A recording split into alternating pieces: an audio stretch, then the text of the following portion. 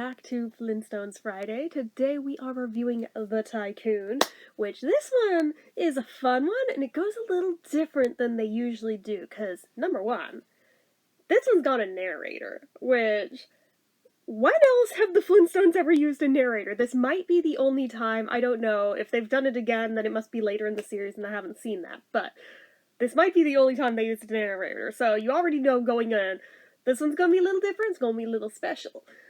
So basically, the gist of this one is kind of like a Flintstones take on Prince and the Pauper, except for the fact that they don't really, meet each other and agree to do this.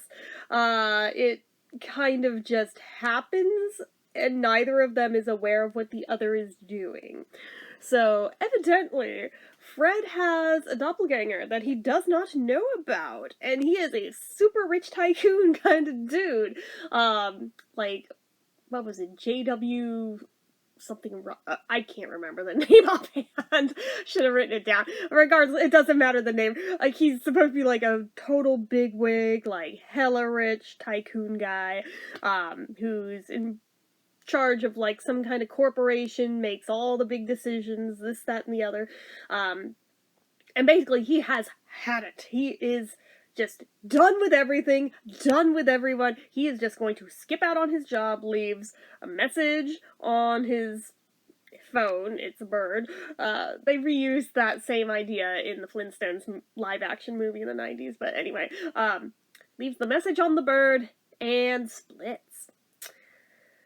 So his underlings are freaking out because they're gonna lose their cinchy jobs. We can't lose our cinchy jobs. So they are hell-bent on finding him.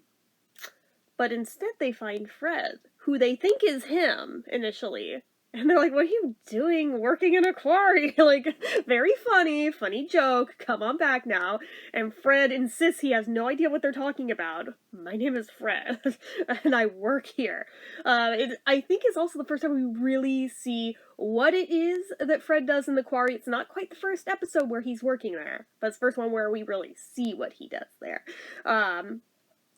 So, that said, they offer him the opportunity, explaining very quickly to him the situation, that they just need him for a couple of days, otherwise their big business is gonna go under, and Fred, being the good guy that he is, figures, oh, what's a couple days? Wilma's gonna be out of town anyway with her sick mother, so I mean, it's perfect timing, sure, I'll help you out.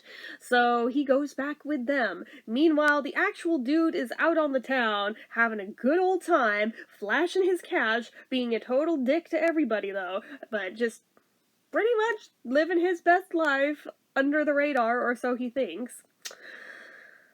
Ah, goodness. So, meanwhile, turns out Wilma's mother's feeling better, and she's going to come out and stay with them instead. Therefore, Wilma doesn't have to go anywhere. Yeah, so she wants to call Fred at work to give him the good news, because he was so sad about the idea of her leaving. So, she calls there, finds out that, oh, Fred put in a leave of absence for the next few days and didn't tell me what it is he's doing or where he's going, just that he won't be home for a few days. She's like, oh, really? I turn my back for 2 seconds, and he's out and up to something. So she ropes in Betty and Barney, and they're gonna find him and figure out what the hell is going on. But everywhere they look, there are signs that he's already been there and been a total douche everywhere he's gone. Of course, they're wondering, what the hell's he doing? Where did he find this money? What is going on? Meanwhile, Fred is back in this office, and they pretty much coached him, to have 3 catchphrases to answer every single question with, and you'll do fine. So he is just kind of blindly doing this and running this industry, having no idea what the fuck he's doing, and getting very flustered very quickly with it. Barney eventually finds Fred, and Fred's being a total jackass to him because it's not Fred.